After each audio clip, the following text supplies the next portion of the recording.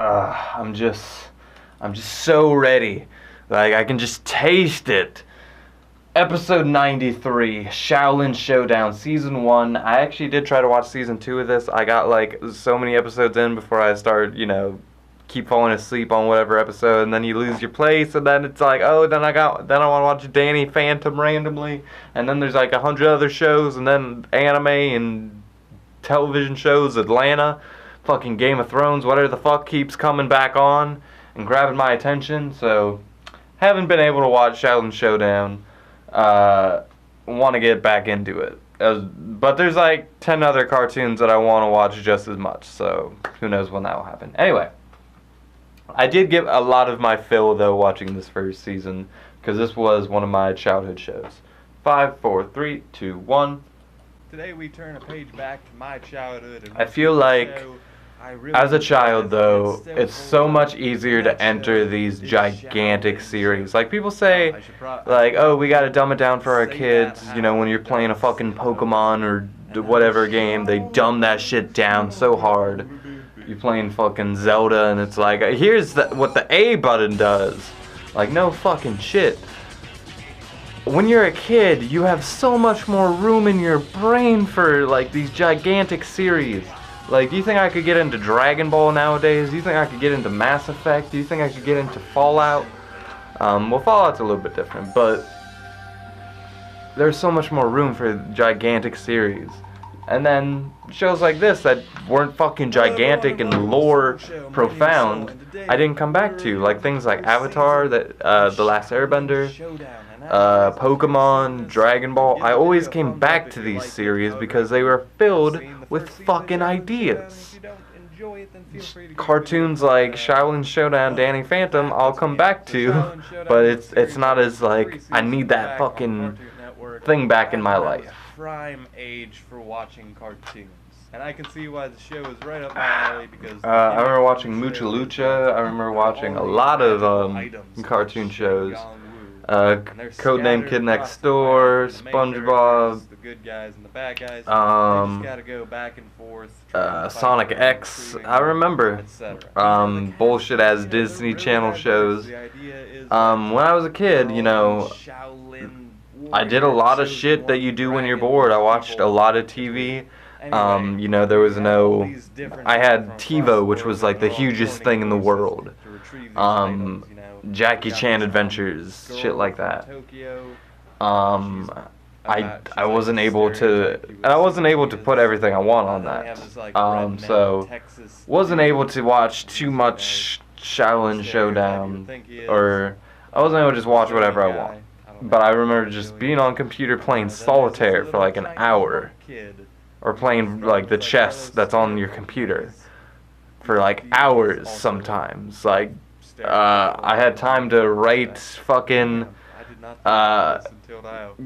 draft papers for a video game that will never see the light of day. It was just a concept. I would write weird shit, like, and have time for stupid shit. Kids these days, I watch fucking them, and I see their fucking letterbox profiles, and they have like 800 goddamn movies. I'm just like, why couldn't I just be a kid in today's world? I would be so much happier. One character who I didn't think so highly of, and that was Omi.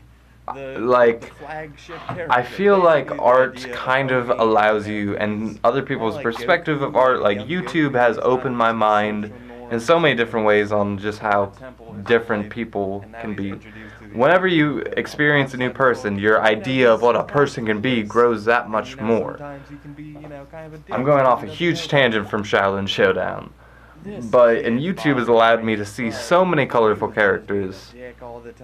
That joke ran thin real quick.